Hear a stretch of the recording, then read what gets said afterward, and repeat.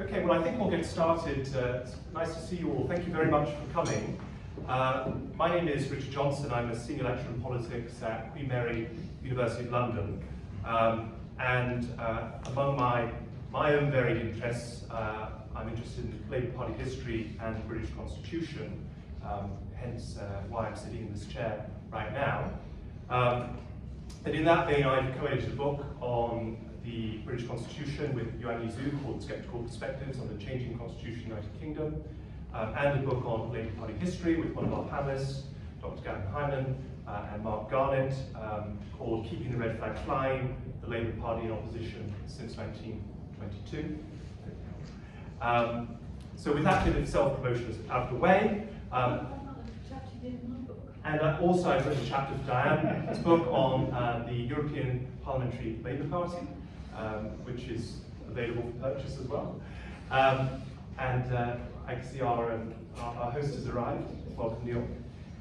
So I just have a few bits of housekeeping before we get on to today's main event. So first of all, I'd like to thank Neil Coyle for just booking the room today. He's arrived with maximal efficiency. I don't think you're to blame for the name of the room, which I assume was just coincidence or someone's idea of a cruel joke. I don't know if you want to say a welcome or an introduction, Neil, at this point? Really briefly, yeah, that's right. Yeah, just quickly, so thank you all for coming, thank you for running the event. I hope you have an interesting discussion. I think you already know I'm not staying for the whole thing. It's great to have our latest Labour for the discussion. Teasing, obviously. We'll see tomorrow. But on Friday, I was at the Constitution Day service and celebration at the Norwegian Church in my constituency. They have a whole day to acknowledge the importance of the Constitution and the importance of the UK in developing the Constitution and freedom, in particular from Russia and elsewhere. But we have some work to go before we can get to a whole day to celebrate having a properly codified Constitution. I believe in strengthening our Constitution, including strengthening the role of the House of Lords. I would include greater faith representation, so not just Church of England, but other faiths, and having regional representation. So we have directly elected mayors. It's entirely within the gift of our Parliament to increase the role that regional representatives could play in our upper chamber and our revising and scrutiny chamber. They don't have to attend in person, it's going to be done remotely or by proxies and representatives. I think we are in a place where we could do this and it would add great value to the already very valuable work that the officers do. There are lots of things we'd like to see, and of course last week, 3 weeks ago, we had the London elections where the importance of having a stronger constitution was demonstrated in some of the changes that were made that actually undermine some people's ability to vote at all, but also the value of some people's votes. So there is a lot of work to do. That all said, we must not tie ourselves down too much as members of Parliament in debates and discussions about the Constitution which do not hold a huge amount of traction with the majority of voters, because even issues of the moment, like Gaza might be considered to be, in my constituency of 120,000 people, less than 1% of the people in my constituency have ever been in touch on that. So the idea that we can touch the size of an issue about House of Lords reform or the importance of having potentially compulsory voting system, which I prefer, the kind of model that Brazil has, where they actually test, they ask companies to try and hack their systems and run a competition to see if anyone can hack it, and it's never been done. So they have a very safe, compulsory system for voting, which I think we should look at in the future. But these are not issues that have the most salience with the electorate. So I appreciate this debate. I love that people come along and have the discussion, and people are really committed to changing, improving our constitution, improving how government works. But it will not be on the forefront of my leaflets at the next election, I'm afraid. So I'm sorry to disappoint anyone who thought they might be, but thank you again for coming and enjoying the debate. It's good to see you. Thank you very much, Neil. I also want to thank our co-organisers for today's event, Gautam Kampapati, who can't be here today, and Gabriel Osborne.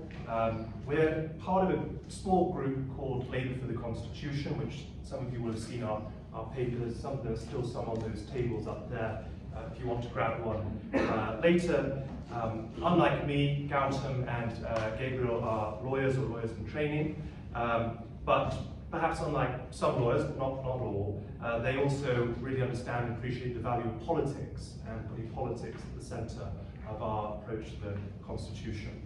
I'll thank our panellists in a moment, but needless to say that the alliteration in the names Baroness Hayman, Baroness Hayter, and Dr. Gavin Hyman was not intentional. But before we do that, I just want to set out the rationale for why this particular topic that we're gathered here today. One of the great victories of democratic reformers of the 20th century was to assert the primacy of the House of Commons over the House of Lords. And this was achieved through the Parliament Acts of 1911 and 1949, which transformed the House of Lords' effective veto into a delaying power of 12 months, as well as the Marquess of Salisbury's convention that the House of Lords would not interfere in the passage of legislation that carried a democratic mandate as expressed in a manifesto commitment at a general election. And so in this sense, the ability of the House of Lords to be an anti-democratic body was in effect defanged in the 20th century. Some have gone so far as to say, for example, Robin Cook once said that in constitutional reality, Britain has a unicameral parliamentary system concealed by an elaborately colourful but irrelevant second chamber. Now, I think some on the panel here today would not go as far as Mr. Cook did, but there is a long-standing debate in the Labour Party about what do you do with this chamber, the House of Lords, which can't prevent the House of Commons from ultimately prevailing on key matters of legislation, but for some, the fact that it is a largely appointed body is seen as offensive or problematic. But the theoretical objections often fade away when we think of the practical experience of the House of Lords, which has been much more benign since the Parliament Acts. The approach of the Labour Party has for the most part been, as the constitutional law professor Peter Dorey once put, to let sleeping peers lie. And so Labour has not ever legislated for an elected upper chamber, although there has been debate in recent times about that. And some people argue, in fact, that the unelected character of the House of Lords actually gives it a unique, positive and complementary role vis-à-vis the House of Commons. Herbert Morrison, who was the deputy leader of the Labour Party under Clement Attlee, I thought had a very good way of reflecting on where the House of Lords sat for that government. He said the Labour government was not anxious for the rational reform or the democratisation of the second chamber, but that would have added to its authority and would have strengthened its position against the House of Commons. Changes which gave the House of Lords a democratic and representative character would have been undemocratic in outcome, for they would have tended to make the Lords equals to the Commons. It is the very irrationality of the composition of the House of Lords and its quaintness that are safeguards for our modern British democracy. So this is quite a paradoxical, but I think accurate, certainly from my perspective, reflection of the position of the House of Lords. So we'll enter into a discussion, perhaps some debate in the coming hour or so. The format will be that each panelist will speak for about 10 to 15 minutes. They've each been sent the same essay question, which is, what is the Labour case for the House of Lords? And then after that, I will remove myself from the chair. Gabriel will come in and we'll have a Q&A discussion with the audience until about 7:30.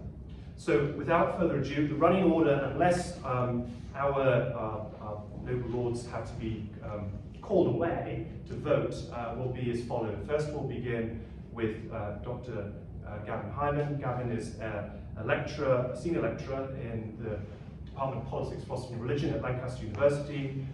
Among his many academic interests is Labour Party history. Gavin has written many entries for the Oxford Dictionary and National Biography about significant Labour figures, including some Labour peers like Lord Chalfont and Baroness Falkender, Marcia Williams, among others, as well as Mary Wilson.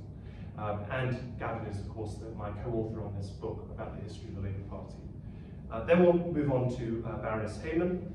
Baroness Hayman was elected MP for Welwyn and Hatfield in 1974 and served in the 1974 to 1979 Parliament. Baroness Hayman returned to Parliament in 1996 as a member of the House of Lords and has served in many ministerial roles before becoming the first ever Lord Speaker from 2006 to 2011. And then our final speaker is Baroness Hayter. Baroness Hayter has served in many different capacities, especially within the Labour Party, as General Secretary of the Fabian Society, served on the NEC from 1998 to 2010, and Baroness Hayter joined the House of Lords in 2010, and has served in a variety of different capacities, including as Shadow Deputy Leader of the House of Lords. I think I've said more than enough, so I'll shut up now, and we'll move on to Gavin Hyde. Thank you, Richard. As I'm the only member of the panel who's not a serving member of the House of Lords, I was given a steer to concentrate on more historical aspects. My comments will be providing more historical context for, I hope, the debates that will follow. So in his well-known piece on English socialism, The Lion and the Unicorn, written in 1941, George Orwell looked forward to the English socialist revolution. He said that, quote, an English socialist government will transform the nation from top to bottom, that it will bear all over it the unmistakable marks of our own peculiar civilization. It will not be doctrinaire or even logical. It will abolish the House of Lords, but quite probably it will not abolish the monarchy. It will leave anachronisms and loose ends everywhere. Orwell was largely right. The English socialist government elected 4 years later in 1945 did indeed transform the nation, while leaving many constitutional anachronisms and loose ends. And indeed, it did not, of course, abolish the monarchy. He was wrong, however, about the House of Lords. It was not abolished, neither then nor since, although it has not been left entirely untouched. Indeed, it was because that Labour government was so busy transforming the nation from top to bottom that it had very little time for constitutional reform. Furthermore, the House of Lords showed itself willing to work with the new dispensation. The Salisbury Convention, which Richard just mentioned, whereby the House of Lords refrains from blocking any legislation enacting a manifesto commitment, dates from this time. But by 1947, the House was beginning to flex its muscles. Herbert Morrison, Lord President and leader of the House of Commons, was alarmed by the rough ride it gave the Transport Act, and this bode ill for the nationalisation of steel that was in the pipeline. Indeed, under the terms of the Parliament Act 1911, the Lords could theoretically block legislation for the remaining 2 years of the government's life, and thereby stymie its remaining legislative agenda. It was in order to circumvent this that Morrison introduced a new Parliament Act, which would reduce the Lords' veto from 2 years to 1. And it was Labour's first attempt to do something about the House of Lords. What happened then inaugurated a pattern that was to be repeated on numerous occasions in subsequent years. On the one hand, Labour backbenchers thought the reform much too timid, and some demanded full-scale abolition instead.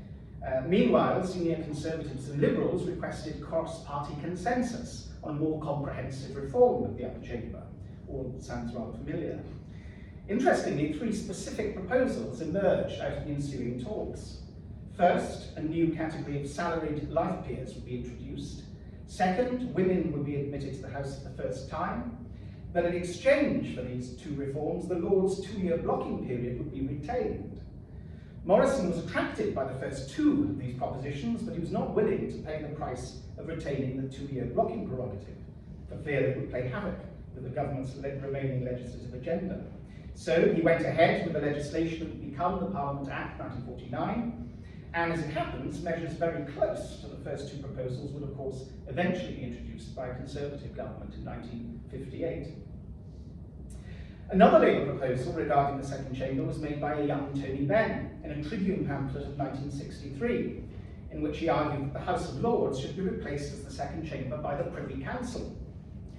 Now, this would retain the principle of an upper house whose membership would be appointed rather than elected, but from Bennet's point of view, it had the advantage of removing the hereditary basis of membership at a stroke. At the same time, however, given that the Privy Council, of course, has an overwhelmingly political membership, it would have had the disadvantage of removing what many have come to regard as one of the great assets of the House of Lords, namely its non-partisan expert membership. Perhaps for this reason, future Labour proposals for reform centred upon changing the existing House of Lords rather than replacing it with something else. In the 1964 to 70 governments, little action was taken on House of Lords reform until the high-profile and effective Dick Crossman was appointed Lord President and Leader of the House in 1966. By this point, momentum was building around a view expressed by Barbara Castle when she said in her diaries that the old strategy of keeping the Lords impotent by keeping them ridiculous is no longer tenable. The plan emerging out of the talks chaired by Crossman were relatively modest and centred on the removal of the right of hereditary peers to vote in the House. But when the plans were presented to the House of Commons, they were defeated by a combination of left-wing Labour MPs like Michael Foot, who feared that rationalising the House of Lords would bolster it and give it permanence, and right-wing Conservative MPs like Enoch Powell, who defended the status quo. There were no further attempts to reform the House of Lords in the Labour governments of 1974 to 79. When Labour returned to power in 1997, after 18 long years in the wilderness, it compensated for its lack of economic radicalism with a zeal for cultural and constitutional reform. The results ranged from the ban on fox hunting to devolution, local mayors, a new Supreme Court, to attempted reform of the House of Lords. In some ways, the new Labour government had learned the lessons of history. If one waits for full-scale comprehensive reform, one is likely to get nothing at all. They proceeded, therefore, in two distinct stages. First, the removal of the hereditary peers as a self-standing measure in and of itself, before proceeding towards a substantially elected upper house. The first was achieved, albeit with the compromise of retaining 92 representative hereditary peers, pending further comprehensive reform. The second, unsurprisingly, proved to be more tricky. The Blair government had set up a royal commission chaired by Lord Wakeham, which produced what became known as the Wakeham Report in 2000. It made the first serious recommendation for elected members, while also preserving provision for some appointed members. Robin Cook, formerly Foreign Secretary, was appointed Lord President and Leader of the House of Commons in 2001, and took to the implementation of Lord's reform with gusto, and was in some ways a latter-day Dick Crossman. He was personally in favour of a wholly or substantially elected upper house, but he was hamstrung by Tony Blair's late conversion to the retention of a wholly appointed house. The result was something of a parliamentary fiasco. Various options with differing proportions of elected members were placed before the House of Commons, and not one of them was able to secure a majority. Since then, a plethora of consultations, white papers, and votes have taken place and proposals made. The latest, of course, is Gordon Brown's proposal for an Assembly of the Nations and Regions, made as part of his report of the Commission on the UK's future. It envisages a radically different second chamber, not only in proposing an elected membership, but also in terms of its powers. It wants to retain its current function of exercising constructive scrutiny of legislation, while removing its current power to delay legislation, while adding 3 additional functions: to be a voice of the different nations and regions of the UK, although it is vague as to what this will mean in practice; to monitor adherence to standards in public life, although very little is actually said about this; and to uphold and protect the Constitution, although it acknowledges that determining what legislation falls under this category will be a matter for the courts. Assessing the inherent worth of these proposals would entail a quite separate paper of much longer length. But putting that question aside, what are the prospects of an incoming Labour government enacting such a proposal? Our historical excursus around previous Labour attempts to reform the House of Lords have shown, I think, at least 2 things. First, the more ambitious, comprehensive and far-reaching reforms, the less likely they are to succeed. When the ambition is exacerbated by vagueness and lack of precision in key areas, the prospects for such reforms look even bleaker. Secondly, however, we've seen that this has not prevented incremental and piecemeal reform, of which there have been many instances over the last 100 years, to the extent the House of Lords is a very different chamber now, both in membership and power, than it was 100 years ago. And when we add to this the fact that even the Brown Commission acknowledges that the current House exercises a scrutiny that can be more thorough and effective than that of the Commons, and that its committee work is often of a very high quality, this suggests that the way forward for an incoming Labour government should be less about an ambitious and comprehensive reform that precedents show will have a good chance of failing, and more about immediately and relatively easy reforms that will address some of the current House's weaknesses while allowing it to continue with the very high quality work it currently undertakes. Meg Russell is a constitutional expert who in a previous life served as a full-time advisor to Robin Cook while he was Lord President undertaking his attempted Lord's reform. She has evidently learned lessons from that experience, and in a recent paper written for the Institute for Government and the Bennett Institute for Public Policy, she has identified 4 measures in particular that could both be enacted relatively swiftly and also remove some of the most problematic features of the current arrangements, around which there is fairly wide consensus. First, the implementation of a cap of the size of membership to around 600 or 650, so that the current outlandish size could be curtailed, and so that its membership would not significantly be bigger than the House of Commons. Secondly, agreeing a proportionality formula between the political parties and crossbenches for sharing out new appointments, so as to avoid a recurrence of the kind of imbalance we currently see with the excessive current Conservative dominance. Thirdly, exercising greater vetting and quality control of the new appointments to the House, so as to avoid the appointment of party donors, political special advisors and others. This could be done by putting all appointments under the effective control of the House of Lords Appointments Commission and removing the current power of Prime Ministers to bypass the Commission. All of these measures, as she points out, can be implemented immediately by Prime Ministerial public commitment, but, she says, should ideally be followed up and confirmed by legislation. Collectively, they will entail a very considerable reduction, if not eradication, of Prime Ministerial patronage with regard to Lords' appointments. But given that the abuse of that patronage by recent Prime Ministers has seriously tarnished the public image of the House, the removal of that patronage can hardly be cause for regret. A fourth measure would require legislation, namely the removal of the remaining hereditary peers, which would simultaneously contribute to the task of shrinking the size of the membership and also to dealing with the currently entrenched Conservative position. Now, Meg Russell leaves open the possibility that such short-term reform could, in principle, be followed by more extensive long-term reform as envisaged by the Brown Commission.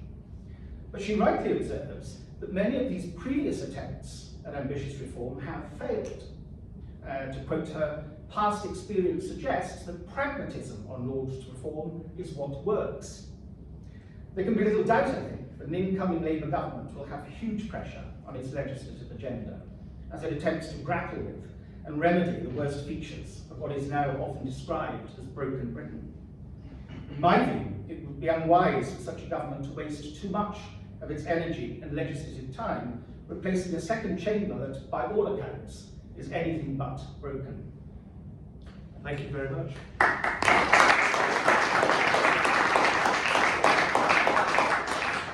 Baroness Haber. That was a fascinating tour de raison of recent House of Lords reform history.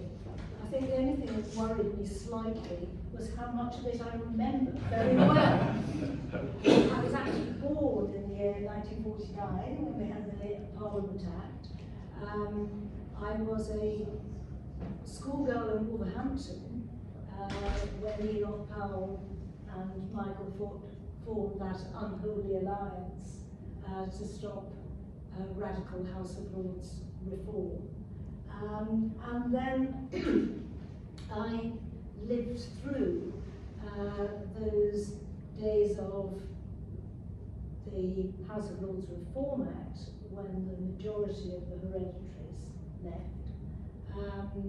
And that wonderful parliamentary fiasco on the Wakeham report, where I think there were 14 different options put to the House of Commons, which voted against each of the 14 different options. So I've seen all those attempts at major reform. Can I start off from a position that say some fundamentals? I do not believe that we should have a unicameral parliament in the UK. I don't think the complexity of our challenges is such that would be best served. And I'm fascinated when I go to parts of the developing world and find countries that are creating second chambers. And that takes me to another point of principle. I spent a lot of time when I was Speaker of the House of Lords going around, going to other countries. And I came to the conclusion that second chambers are rather like Tolstoyan unhappy families. First chambers, lower houses, are like Tolstoy's happy families. They're all pretty well the same. It's representation by population. That's the way they function. Second chambers are like the unhappy families. And they are the product of either political history or political geography. And they're easier to look at in countries that are federations of states. So it's really a no-brainer in Canada, in America, in Germany, that your second chamber will represent the regions, the states. We have 3 nations in the UK, and then we're fascinatingly seeing regions, regional mayors, that development of a different sort of localism. But we don't have a ready-made system for having regional representation being the basis of your second chamber. The other second chambers are about history, and that can be modern history. I've talked about countries creating second chambers. Rwanda did that deliberately to have something, because of their history, to embed constitutional principles and independence. France has its Senate, very historically based, and we have the House of Lords in all its ridiculousness. Was that the phrase? That was seen earlier. And the House of Lords, as Gavin's presentation, I think, showed very well, owes a lot more to evolution than it does to intelligent design. We have got to the position we have, not by any great strategic vision. We've done it in a very British way of changing, altering a little bit as we go along. I think that there is an opportunity for an incoming Labour government. And I have to be very careful, because after I became Lord Speaker, I gave up party membership and I sit on the cross benches of the House of Lords now. But I think there is a real opportunity for a Labour government to put right the things that people find most offensive about the House of Lords, without destroying the value of what it creates. Now, that will butter no parsnips with those of you who are dyed in the wool, election only, no power without the vote, which is an absolutely respectable and reasonable position to take. I'd only say gently that there are different ways of being accountable, and being elected is not the only way of accountability. I think in the House of Lords we have a responsibility to work harder at being accountable because we're not elected. But I do think that if you look at the countries that elect their judges, or elect their district attorneys, or whatever it is, election is not a panacea for the best standards of governance. So I do think, though, that we have an opportunity, and I guess my agenda for reform would be very much Meg's agenda for reform, not least because we've talked about it for 20 years together, about the sort of things that need to be done. But it goes back to the point that for the most criticism we hear, not from the constitutional junkies, and maybe some of us in the room tonight, but from the public about the House of Lords, is how people get there and its size. You very rarely hear criticism of the work that it does. And it does a lot of work. It, of course, stepped back at the last moment. So on Rwanda, we took all the right decisions on Rwanda, but in the end, you asked once, you asked twice, you asked 3 times, and the elected House says no, then the House of Lords knows its place and it withdraws. It's immensely frustrating, but it is the settlement that we have. Very often, I have to say, it doesn't feel like a battle between the 2 houses. It feels like a battle between Parliament and the Executive, which is what it actually is. I'm afraid we're going to be away half an hour. I'm sorry, I'm 2 minutes back to back. I'll come back, it will be half an hour. Shall I stand in for it? Now I'm in it a better. You see, because I'm a crossbencher, I'm not whipped. So no one can shout at me if I don't go. It's only my inner conscience. I might go for the 3rd route. So I do think that we have to think very carefully before you throw away the value that day in, day out the House does in terms of amending legislation. The smart people in business, in industry, in voluntary organisations who want changes to a bill don't lobby in the House of Commons.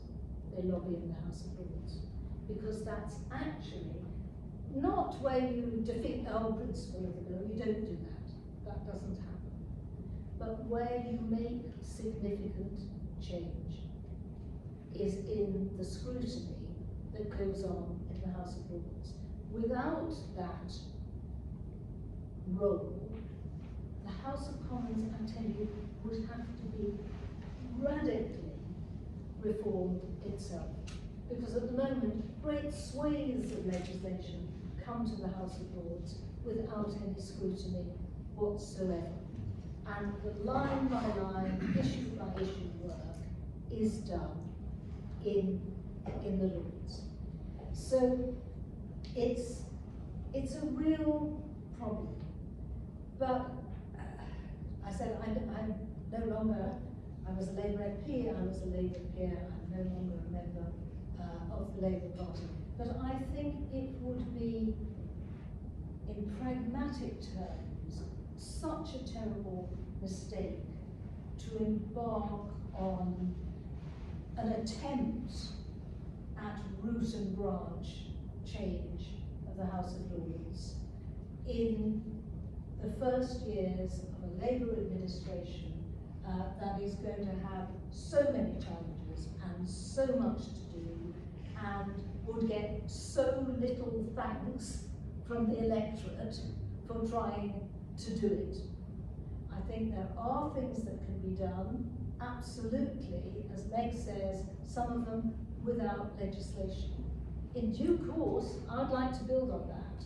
I'm more radical. The thing that I would love to see, as well as reducing the size, giving the House of Lords Appointments Commission proper powers, as well as diminishing prime ministerial prerogative.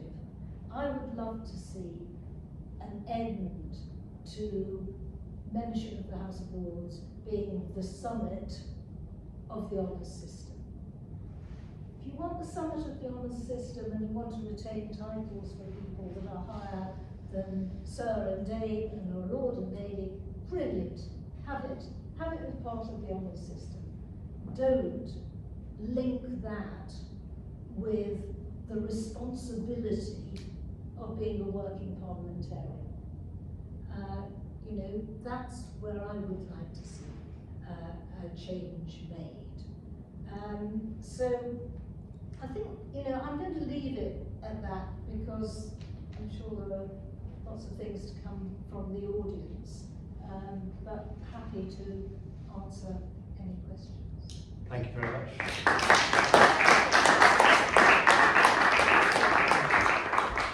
So as you will have seen, Baroness Hayter is facing a 3-line whip, which is sadly why she's had to step out, and she thinks there will be one vote after the other, so not entirely sure if she will be able to come back. If she can, she'll be able to say her piece, but I'm going to hand it over now to Gabriel, who will chair the rest of the meeting. Yes, thank you.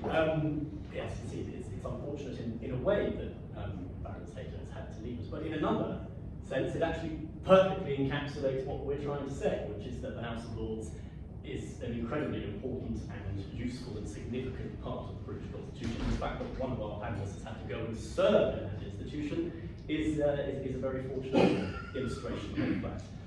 Yes, so I will hand over to our audience for Q&A in just a moment. I just think, if I may, make some very brief comments about Brown Review, which, as Gavin mentioned, is the latest instalment in the Labour Party's journey on constitutional reform, including reform of the House of Lords. One of the fascinating things, if you sort of can muster the courage to go and read the Brown Review, is that when you read it, particularly the section on the House of Lords, it's as if history has not really existed. You do not get a sense of the very rich and complex history that Gavin has told us about.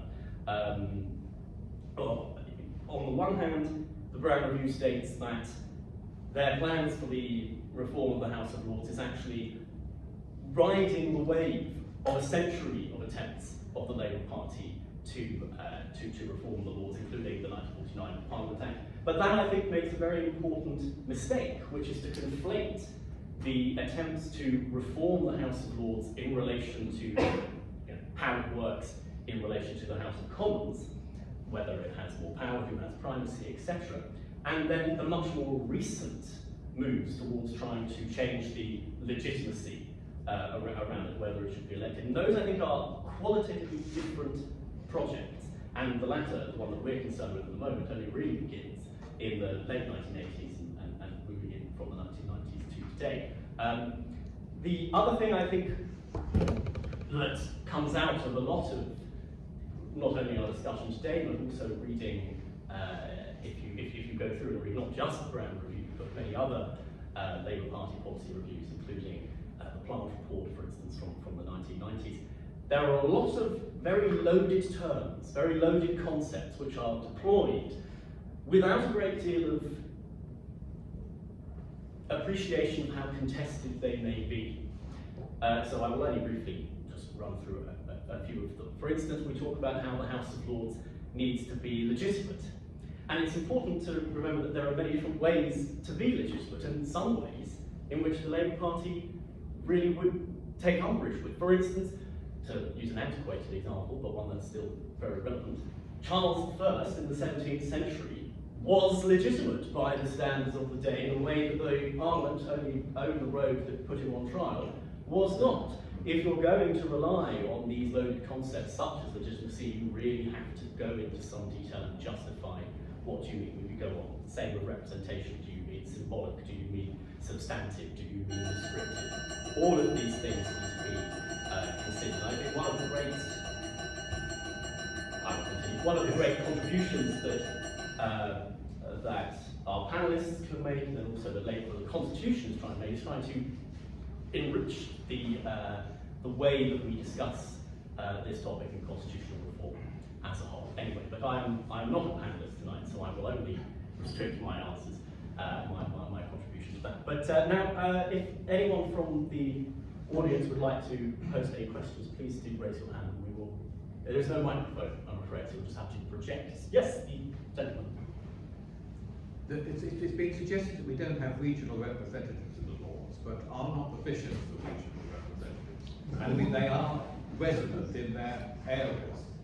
And in fact, I thought myself, although this is a question, that until recently it worked very well with the Bishop of Winchester indirectly representing the Channel Islands. I know the Church of England's messed that up now, but in a sense I feel we have it. Respond? Yes, The bishops certainly think they're regional representatives. You're absolutely right. You know, this is another of the anomalies that we have in the House. So very often bishops do. My son's a transport minister in 1997, and there was one particular. Well, actually, there was more. The bishops knew about their train services extremely well and held you to account at the dispatch box for them. No, seriously, they do bring that regional perspective, but of course they're not the only people.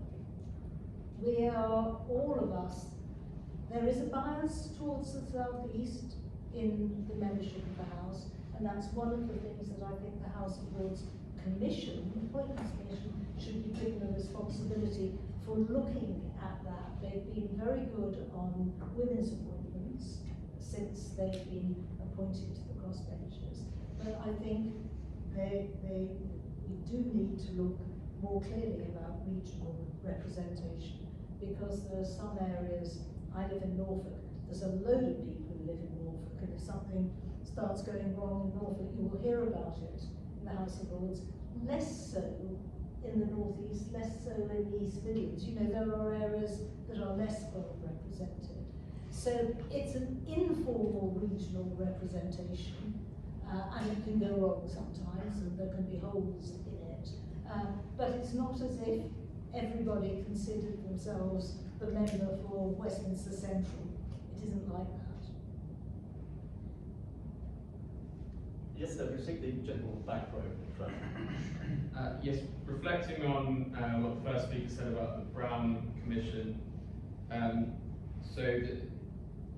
they intend to leave their current function in relation to ordinary statutes as it is now, no veto, but my understanding is they're going to have a separate category of constitutional statutes, which I think broadly is based on the Cloven court doctrine of constitutional statutes, and they will have an absolute veto in relation to these. It's been a while since I read it, but I thought they were going to define a list in the intention that they wouldn't have to depend on the courts, but maybe I'm wrong about that. Could that ever work? Because if they have to define a list, won't that take forever to agree on the list? And if they don't define a list, won't they find that much of legislation we don't think is constitutional and run into a whole load of problems there? You're more of an expert on the Brown report, usually, than me. I mean, I don't know if there has been any supplementary development on this, but certainly the report itself says that that there will have to be a role for the courts. That is the only way of settling it. So unless there's been something that's come out since then, I think that is the position of the Brown Commission. Yes, I think there's a distinction also to be made between the role that the Brown Review envisages for the courts, which is very much bound up with this, but and also the specific constitutional responsibilities that it intends to give to the upper chamber itself, before it even gets to a matter of the courts. And you're absolutely right, it does play on that legal distinction between constitutional and ordinary statutes. As to whether that's tenable, it's one of those things that you can't say unless it's started, but I think there are reasons to be cautious about that, especially if you take it in tandem with having at least a portion of the upper chamber elected, because what may start out as quite a simple attribution of jurisdiction, if you like, to the upper house, may be challenged by a more democratically legitimate house, which may start to claw more authority from the House of Commons over particular areas of policy, areas of government. I mean, let's not forget that the very notion of constitutional statutes in English law is itself an invention of British judges. It is not a legislated, mandated point. It is something that evolves. And so it would be dangerous to, or at the very least lacking in foresight, to go straight ahead with those plans without really thinking about unintended consequences. So it's one that I think labour for the Constitution would very much caution against. But yes, thank you. There was a gentleman, I think, here. Yes. Sure, I just wanted to pick up briefly on the comments about the size of the chamber. It's probably the criticism that we hear most often, including from supporters of the Lords. But I've always been slightly struck by how weak I think lots of the arguments that critique the size of the chamber sort of are. They seem to either rest on comparison with other countries. I don't really see why that should bother us if we think it works for us. Or they seem to rest upon the claim that the actual physical chamber is too small. Most peers don't turn up day to day anyway, and don't sit there if they do. Or it sometimes seems to get a best effect on that very criticism itself, that most peers don't turn up, so why should they be there? But then if, say, Lord Winston, one of the great biologists of his generation, doesn't turn up to vote on the planning bill, I don't really see what we should care about that. It's not really what he's there for, it's not really his expertise. So I wonder if the Lords is, as I happen to think it is, a chamber of great expertise and experience, why would we want to place unnecessary or arbitrary limits on its size? It's a really interesting question. I don't think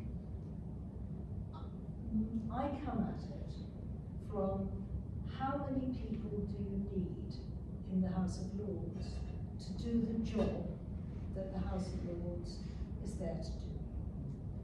You need a group of people to do what I always call B-movie politics, which is what we do day in, day out on legislation. And you need to be able to do that properly. You need to have front benches to do that. You need to have a group of people.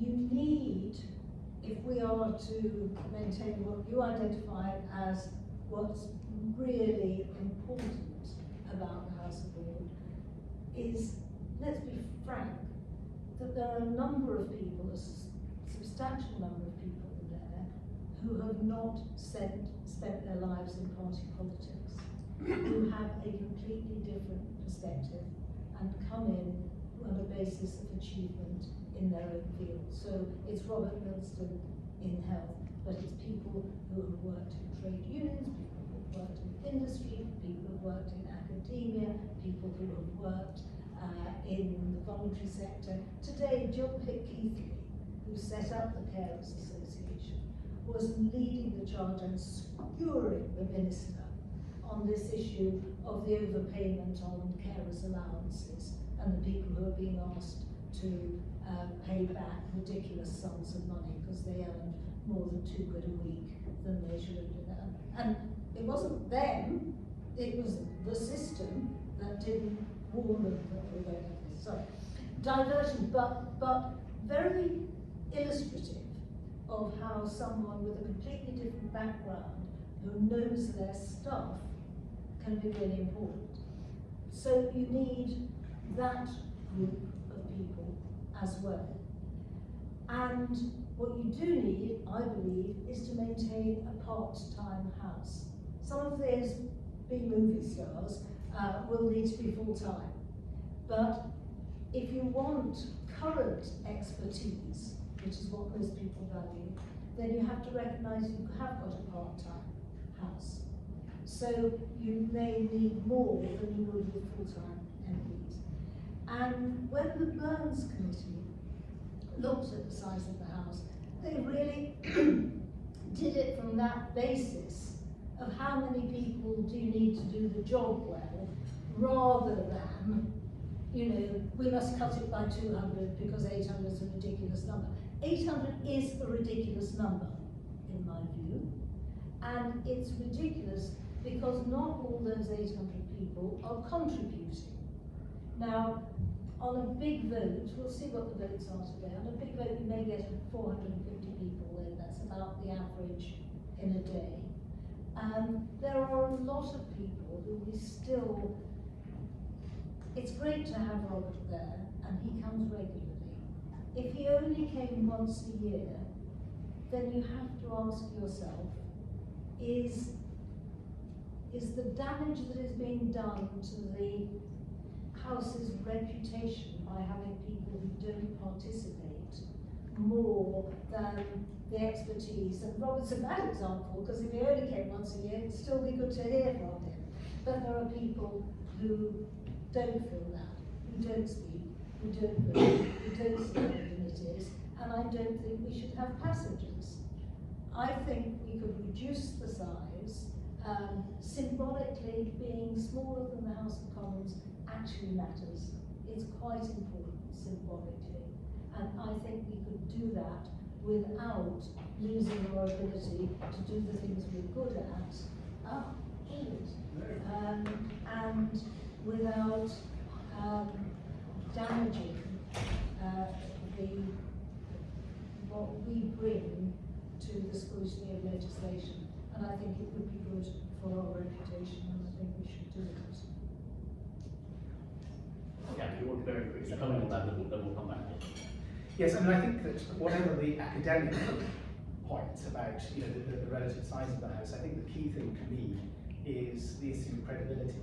And I think that the issue of size is now damaging the House of Lords' credibility, whether that's right or wrong. That is now the case. And so I think that those of us who are wanting to defend a version of what currently exists, I think it's in our interests to ensure that what currently exists is as strong as it can be, and doesn't have these vulnerabilities and weak spots, which constantly holds it open to criticism. So I think, for me, that's the key thing. We're going to hold off for questions just in order to give time for our incredibly dedicated Baron Taker to take the floor. Well, thank you very much. I'm sorry we didn't win that vote by 3, so it's surely a good thing I was there. Or I would have been in serious trouble. And forgive me, some things I'm going to say could well be repeats. I'm sorry. Because I know what was said. I just want to re-emphasise what's already been said about the importance of not having a unicameral system. I think, unless there are any questions on that, I think we can take that as read. And there are 2 points really. I think again it's been covered quite well. Some of the things that we've done, which I think speak to what's already been mentioned. The 2 things. One is to the spread of experience and expertise in our House. You know, hearing some ex-Supreme Court judges or, you know, ex-presidents of the Royal College of Surgeons, or someone who's, you know, run the BBC, or those sort of things. When they stand up to speak, there is a sort of moment that you sort of sit back and realise you've got people who have either implemented the law because they've been judges, or they've worked with the law because they've been running business or charities or hospitals and had to deal with the law. Or they're people who have, and I think this is what her name, another 49er, was saying, I think before I went out, about having a different constituency. So although when I went in there, I didn't have a geographical constituency, but I went in from the voluntary sector and from the charity sector. And at that stage, I favour fixed terms because I'm getting out of date with it now, but I basically knew all the chief executives of the big charities, quite a few of the small charities, all the consumer groups. So when anything came up, either I lifted the phone to them or they lifted the phone to me. So there was a constituency there. They weren't necessarily people who had voted for me, but you know, when it came from that background. We all prepare for these things. So I went back and looked at the paper that I wrote in 2002. Luckily, before I knew anything about the House of Lords, it's always a great advantage writing things. And instead, I said at that time that it should be fixed term, should have local government representation, representatives from the European. We've done it again by 5 this time. Sorry about that. Representatives from the European Parliament, obviously that's not gone, and non-government organisations from CBI, TUC, NCVO, you know, the great civil society, if you like, of the country. So there is something important about having that different background to the House of Commons. But there's also something that I think is really important, which is not only, I'm sure you've covered functions, but the sort of people who go to the House. There is that incredible breadth. It's mostly, I'd say, on the crossbenches, but quite a few even of the politicos. You know, we've got Melvin Bragg or someone on, or Leslie Turnbull, the top doctor, or people like that, or Robert Winston on the Labour benches. You realise that we have a breadth of experience, but with enormous respect to the MPs. They simply don't come in with that sort of background. And part of my worry about Gordon or any other idea of having elections is twofold. One is that they would be in hoc to the whips. The thing is that I can vote against Labour and they can't get rid of me. That gives you, and it's particularly important, I mean, I've only been there in opposition, so it actually doesn't really matter, frankly, whether I voted against Labour.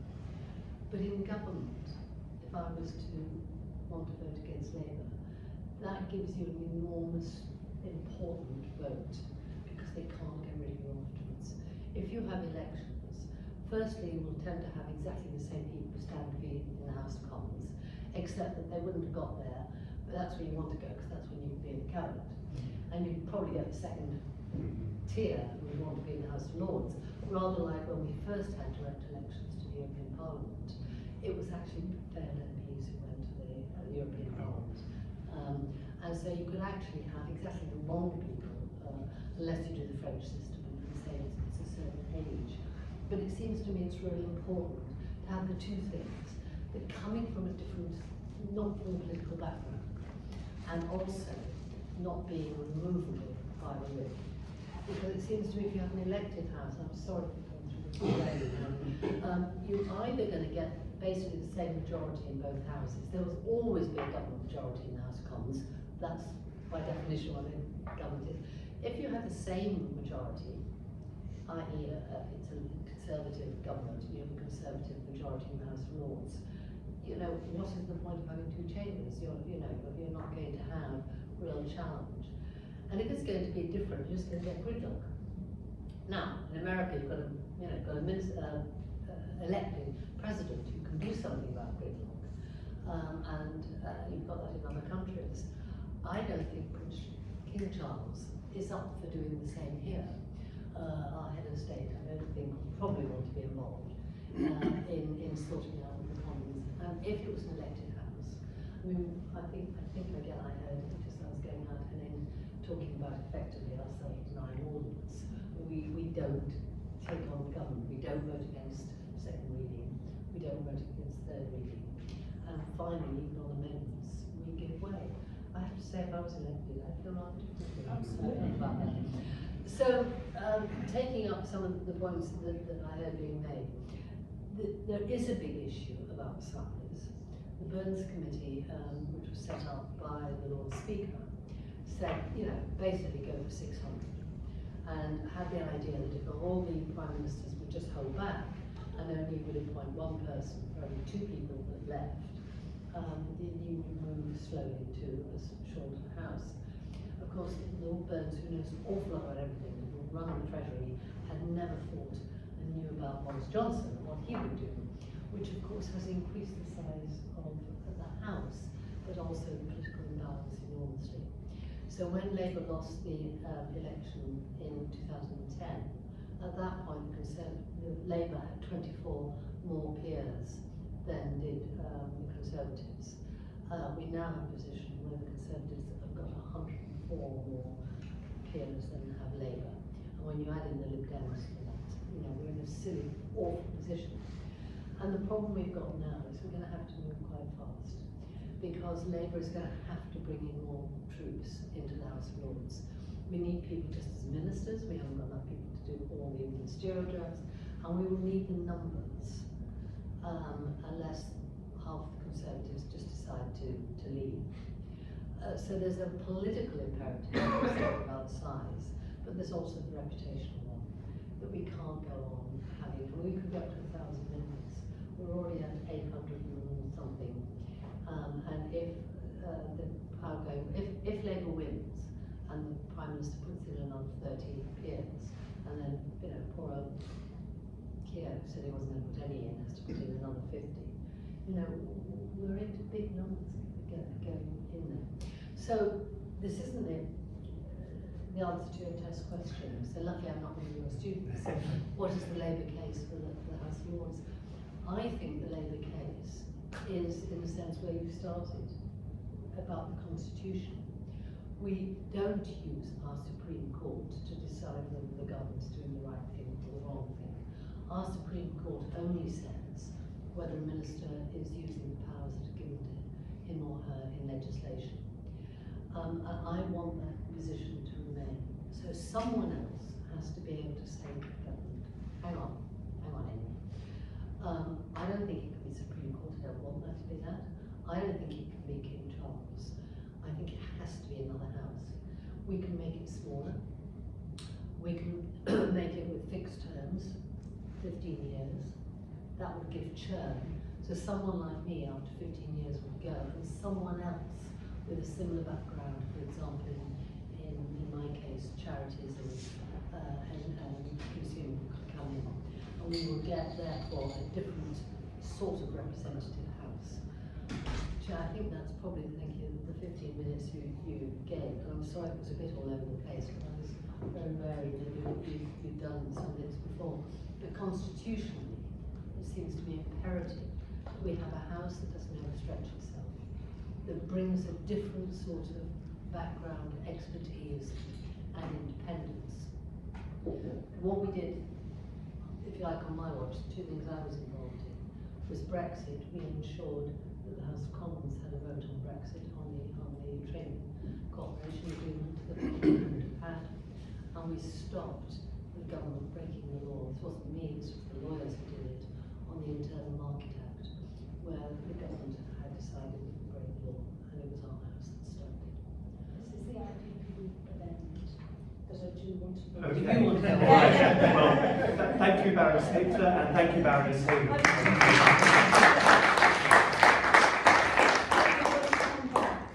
Thank you very much for your time. Given the timing.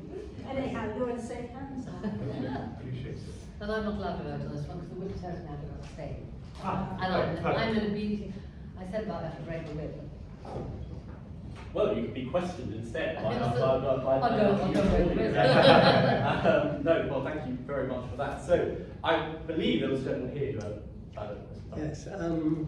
Yes, I come from the position that I believe we should have a second chamber and it should be non-elected.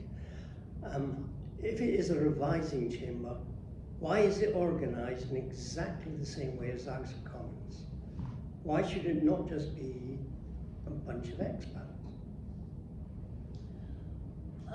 I think that there are two answers to that. I mean, I hope that those of us who are political also have some expertise as well. You know, we have got people there who have, obviously on the crossbenchers, you know, they've run the army or they've, you know, run universities, you know, this extraordinary thing. But actually, we've also got a lot of ex-cabinet members who have, it's not just that they've been there, they've had to take responsibility for the decisions they've taken. And I think you learn an awful lot about politics in that way. And we are also a political house. There is no, you know, we have to make sure the government can get its business through. And that is a political house that has to do that. Now, it's not wholly political. I think a third of our members are non-political. And my view is that no political party should ever be able to get its legislation or its amendments or anything through without some votes, either from the crossbenchers or attracting some people even from the other parties, and we do work cross-party. but we are taking political decisions about the future of the country, and we have to, we are there to implement, if you're on the government side, the manifesto of the government. So I do think it's a political house. That's how we make legislation. And I also doubt that experts would want to spend all their time doing some of, when we actually do the amendments, it's mostly the political people who actually do the heavy lifting on that. And I doubt there'd be many outsiders who want to do some of that real graft that needs doing.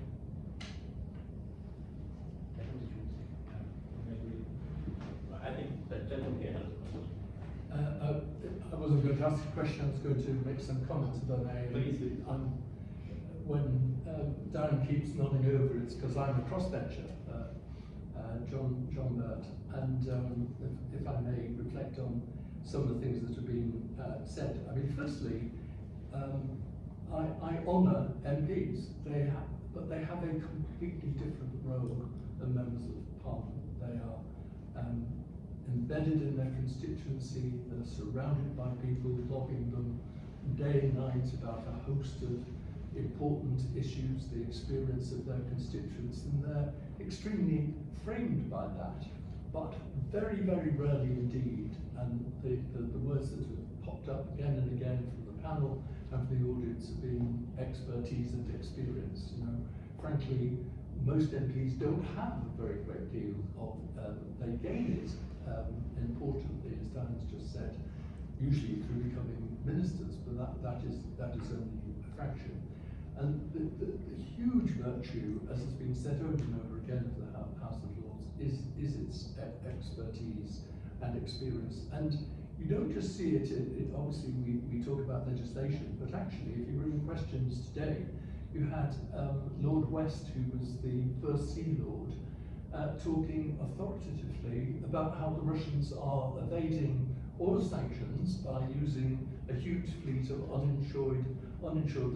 You know, he showed off his knowledge, and again, as somebody has said, somebody on the Labour benches spoke very passionately and movingly about the role of a carer and the problems they have paying back the money they're asked to. So it isn't just, importantly, it is legislation, and sometimes I sit there, takes my breath away, the quality of the expertise that comes from the medical community, but it's every kind of expertise, and probably the lawyers impress most for them. So if you see Supreme Court judges going after a minister, you are seeing something really quite spectacular, and I don't believe you see that anywhere else in the world. So that degree of expert challenge is a huge national asset, and the idea that having a competing elected chamber, to me, is a complete and utter nonsense. We have something valuable. Now, as everybody said, it's terribly valuable, but it's not perfect. And somebody articulated the Meg Russell programme, cap the size at 600, have proportionality between the parties, quality control, which is an issue. There undoubtedly, not least because of what's happened over the last 10 years, there's been an influx of peers who should not be there. They don't match the expertise of, you can all guess what I'm referring to, whatever, but there are a significant number now who should not be there, and there are a significant number who just hardly ever turn up, and that is an embarrassment. So when Hélène says, is how many do you need? You probably do need 600, but you need 600 people who are not there day and night, but 600 people who put a job of work in. And the quality control is not there sufficiently and needs to be there and embedded in a reform programme. And as pretty much everybody agrees, remove hereditaries, as Diane knows, I would remove the bishops too. And the one thing that for me is missing from the Meg Russell reforms is diversity. We are incredibly diverse, but we could be more diverse. We're not sufficiently diverse between the sexes. We don't have a perfect representation with ethnic minorities. We are understaffed in terms of people who have experienced the real economy. And you could go on and on, but we could be a more a more diverse House than we are, and we should be, and that should be something that I think should be embedded in a reform programme. But the one thing I would say, however, because there was a sort of sense that this is, from the panel, that these are modest reforms. They're not modest reforms, they'll be extremely difficult. As Diane just said, we are heading, if we continue as we are, we're heading for a House of well over 900 people. You know, it isn't just the Daily Mail that finds that offensive. That is a real problem. But the challenge of reducing the numbers and introducing proper policy control and so on and so forth, these are all significant challenges which will not be easy. They are not modest. You? Yes, do you mind? Just for the sake of some debate as well, I just want to put the case a bit against this consensus that's been formed about reducing the numbers, because I think that the House of Lords has, in its past, been much larger than it is now. In the 1990s, it was over 1,000 members. And the size of the House is not an irrelevant factor in the contribution it makes, because, as actually Elaine was saying, having a large House enables you to have part-time peers who do not feel they need to be here all the time, but are experts in their field who can intervene at key moments. I have in my university, your former PhD supervisor, Lord Hennessy, a great constitutional expert, but he doesn't have to be here for every debate, but when there are important constitutional debates, it's useful to have people like him here. And so my question, the Lords, because Lords are unsalaried, if Lords don't show up, it doesn't cost us as the taxpayer really anything at all. And so I think that the House of Lords could do a better job of selling its own and explaining itself. I was at an event earlier today with Baroness Mayer, who was the wife of the British Ambassador to the United States, but was also in her own right a great campaigner for abducted children, having experienced that herself.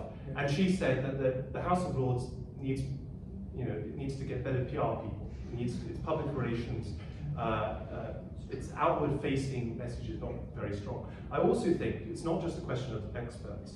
It also actually has a knock-on effect for the House of Commons, because one of the valuable parts of the House of Lords is it becomes a way for senior politicians who probably shouldn't do the full-time work of being an MP and having a constituency, hang around in the House of Commons because they don't want to be irrelevant.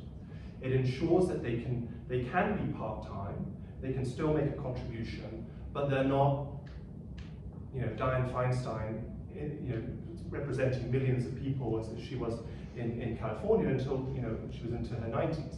And I think it offers actually quite a nice halfway house for politicians who still have something to contribute, but maybe not representing a constituency on a full-time basis. That's just to throw something back into all of that is true, yeah. But there are a fair number of people who shouldn't be there. People who brought their way in with big checks and so on. Sure, not denying that. Yeah. It's a taste issue as much as anything else.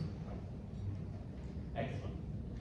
Shows how rich the debate is about the House of Lords in general. We're going to have to leave it there unless Gavin wanted to. I think you made a few notes there. I just wanted to conclude on that. I mean, one thing I do just want to say, I think, is I agree very much with what Lord was saying. In particular, I think the point about experience and your point that MPs, on the whole, don't have much. They gain it, but they don't have it at the outset.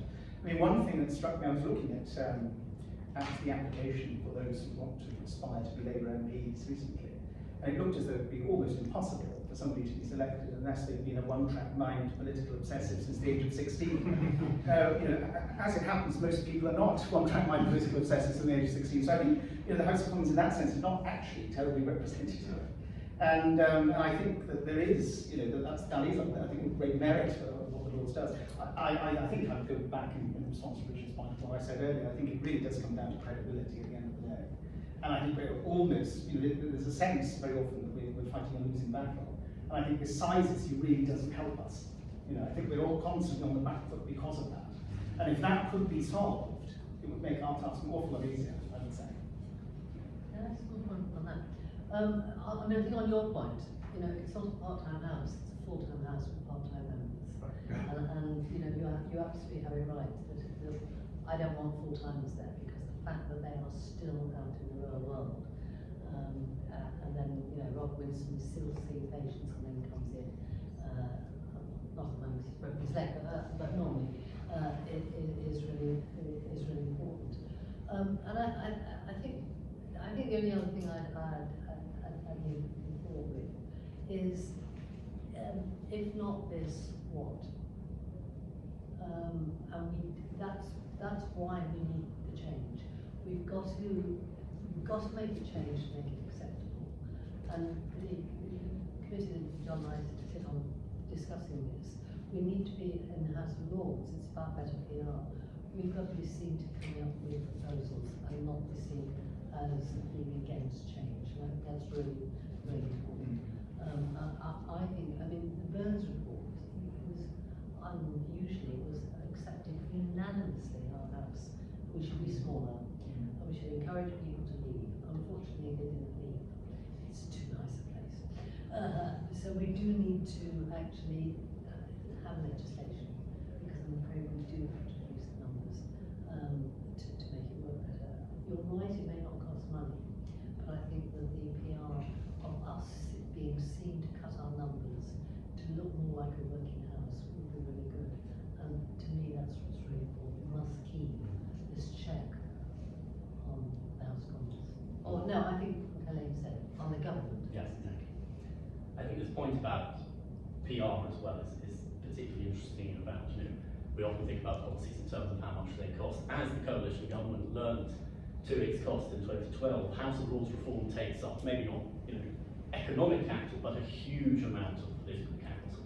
And it's also worth, in these, you know, last few moments, I think, acknowledging that the House of Lords is actually very good at proposing and listening to proposals for reform. Except when it does so, it does what it likes to do best, which is scrutinise those proposals.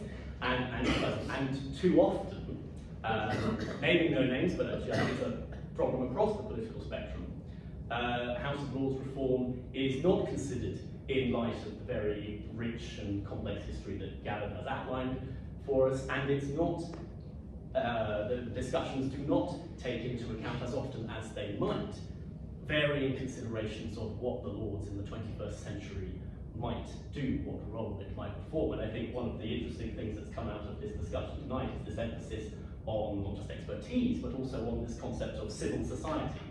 And reform of the House of Lords tends to talk a lot about nations and regions and things which seem a bit sort of almost dry and technical.